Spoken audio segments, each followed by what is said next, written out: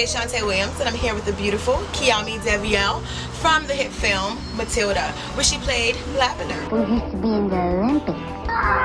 Shot put, javelin, hammer throw. Also, still cute as a button, she's no longer a little girl. How are you, Kiami? I'm good. How are you? Fabulous. I'm glad to actually be here with you. You look beautiful. Thank you. You're still You so too. cute. So you broke into the industry at a young age. Now, was Matilda your first actual big role in the industry? It was. That was my first film. My first breakout role was actually a music video with Phil Perry. Oh, wow. So, yes, ma'am. And I actually started out modeling. So, from going from modeling in different conventions in Los Angeles and New York, and finally moving to LA. And then that's where I started with the music video, and then went on to actually my first film, which was Matilda. So you were a video girl, like one of know, these video just a girls, little or were bit, you just a little a bit. little bit? Okay. So I also have to ask, how old were you actually in the film Matilda? I was 8. Hey, you look like you were 5. I Okay, know. I'm so sorry. I know. I was a little bitty. You were thing. super cute. Now, were those your real glasses in the film? Yes, I know. I would see. Okay, so here's the story behind that. I think I was kind of almost looking a little blind, honestly, with these big old Mr. Magoo glasses. But yes, those were mine, and I actually picked them out. So I thought I was styling and profiling back in the day. She was styling and profiling. You were obviously styling and profiling enough to land that major role where you did absolutely awesome. Now I have to ask you, do you remember having any teachers or principals that actually had the same characteristics as Mrs. Trunchbull? Yes, I have several that come to mind right now that were just as crazy. Maybe not as crazy, but almost. They were, kind of mean, but nothing, definitely. She was borderline child abuse, so. Okay, and she never did any of that behind the scenes, right? No. Okay. She was so nice. Okay, that's good. So she definitely wasn't anything like her character. Oh, no, not at all. Okay. So I do have to ask, being as though you were so young, was it your decision to actually become an actress? Was this something that you had wanted to do, or was it something your family had actually pushed you into? It was actually my idea. It was something that I wanted to do since I was 2. Oh, wow. So, right. So, 2. yeah. You're 2 years old, you're thinking about toys and Barbie dolls and all the other stuff, but you were thinking about your career. So you had it together from 2, which is awesome. 2, yeah. So. Okay. So actually in the industry, I mean, was there anyone that, made you say, you know what, this is what I want to be. I want to be an actress. I want to be a singer. Was there anyone in the industry that actually had you feeling like you wanted to do what they did?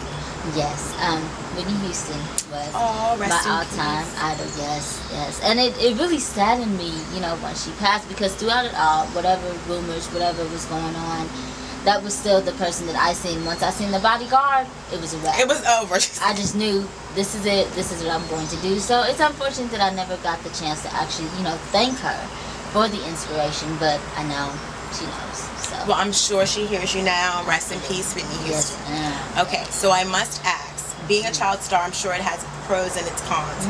So what would you say is your worst and your favorite pastime of being a child star? Okay, my worst was I was in this program called Kuma, and this was actually basically to assist with me while I was on the set filming in my math and my reading. So I had homework from school plus additional work from them as well. So I hated that with a passion. It helped, but I hated it. Favorite pastime, dancing. I danced from about the age of 3 until I was about 17 or 18. Ballet, tap, jazz, and hip hop. So how old are you now? 25. Wow. I know. Lavender's all grown up, you guys. Okay, awesome. So I want to ask this question because we're dealing with a lot of this in today's schools and just society, period. Right. Now, as a child, were you ever bullied because of who you were? Absolutely. I would have a lot of people who would say, well, you think you're better than so-and-so because, you're in the movies, or you model, or you act, or you sing. And it's a hard thing to deal with, because especially being so young, and that it's just, you're no different from any other child. It's just a God-given talent that you're blessed to be able to use.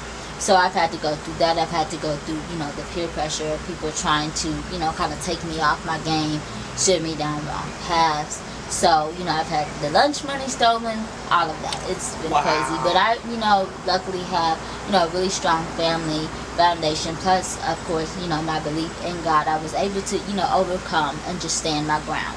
So that's awesome. So you actually obviously were brought up in the church. yes. So that's really good. It's always good to have a great upbringing and a church home Right. and a family that actually is God-fearing, because that Yes, actually helps yes. out, you know, your career a lot. Definitely. Now that you are actually all grown up, are there any roles that you will not do? Do you have any limitations when it comes to choosing the roles that you do today?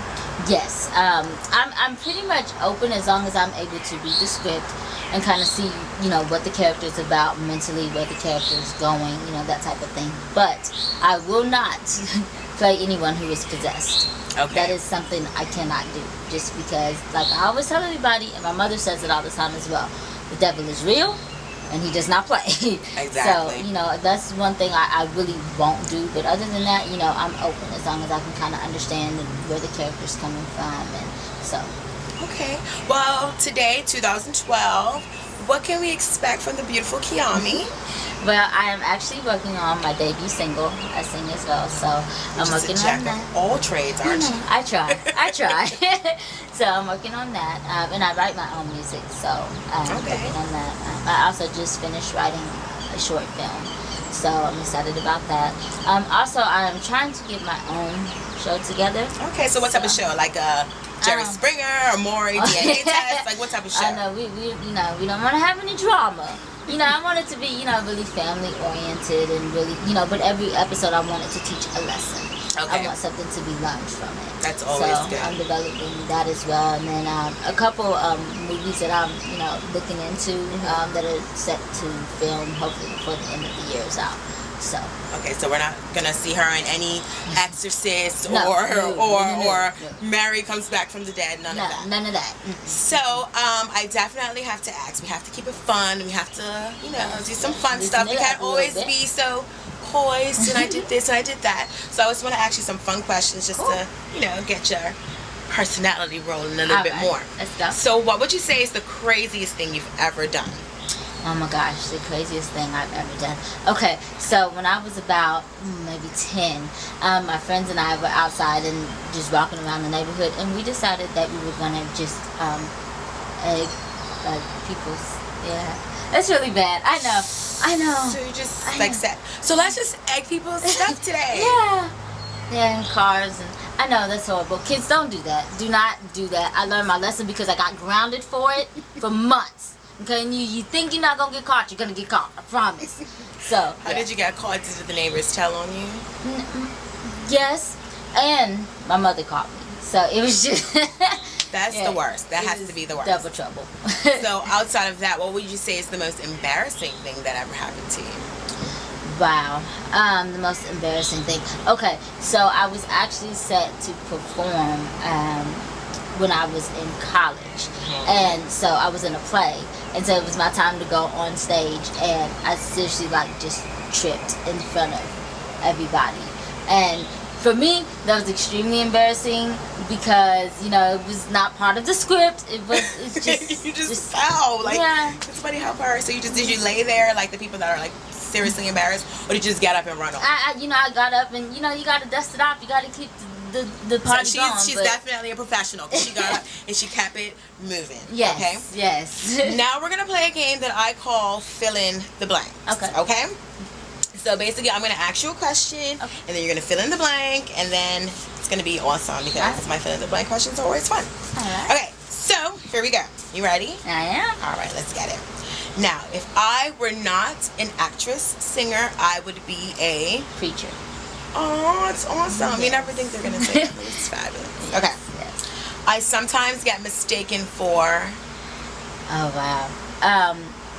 A lot of people say that I look like Taraji. Oh, that's good. You don't think so? No, Taraji's hot. And she is, and I'm like, I don't see it, but I take it.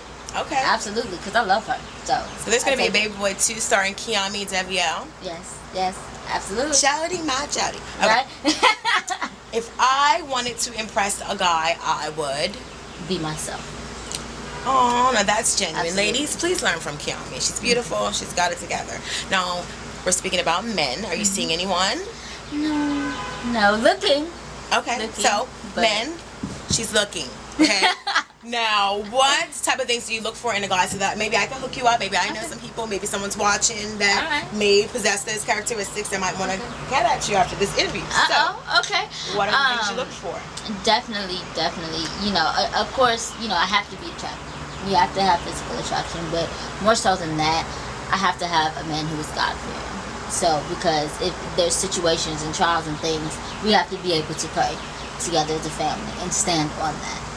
Just definitely humble, you know, nice, genuine, and chivalry, gentlemen, is not dead. So it's not. That too.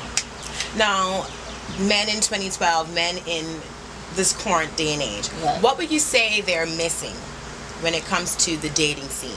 Wow. Definitely communication. It's a strong lack of communication. I'm huge on communication. So if we can't talk, we can't communicate, there's no solid foundation to have any type of relationship. So I would definitely say that that's one of the biggest things for me.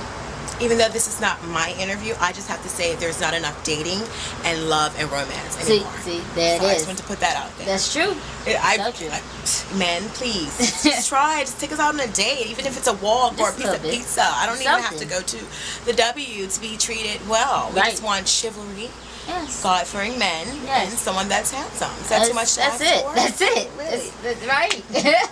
I've had a blast talking to you. Not only are you beautiful, you're talented, but you're super, super down to earth. And I mean, that's the best quality anybody can possess, you know, in the field that you are in. Right. I don't know if there's anything that you want to share with the audience before we sign off, as far as, you know, any messages you want to send out there, or anything that you just want to tell anybody to, like, how they can contact you, or anything. So, it's your chance. Cool. All right, guys. Well, definitely, I really appreciate you guys watching. You can find me on Facebook, Kiami Davael. Also, you can follow me on Twitter, the same name, Kiami Davael. And just a little message for anyone who, you know, is inspired and wants to, you know, get in the field. Just stick with it. Know that it's not easy, but it is always worth it. And if it's your dream, it's your passion, never let it die. So, that's what I got. That's awesome. Now, I'm Daishaunta Williams, speaking for Kiami Davael. Thanks for watching. Bye. See you later, guys.